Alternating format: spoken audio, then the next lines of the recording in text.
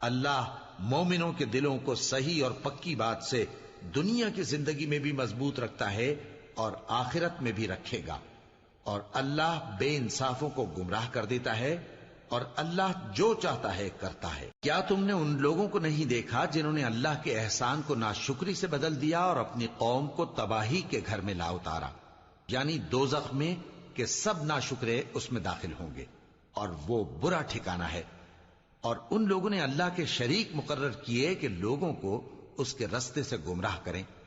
کہہ دو کہ چند روز فائدے اٹھا لو، آخر کار تم کو دوزخ کی طرف لوٹ کر جانا ہے۔ اے پیغمبر، میرے مومن بندوں سے کہہ دو کہ نماز پڑھا کریں، اور اس دن کے آنے سے پیشتر جس میں نہ اعمال کا سودا ہوگا اور نہ دوستی کام آئے گی، ہمارے دیے ہوئے مال میں سے پوشیدہ اور علانیہ خرچ کرتے رہیں۔ اللہ ہی تو ہے جس نے آسمانوں اور زمین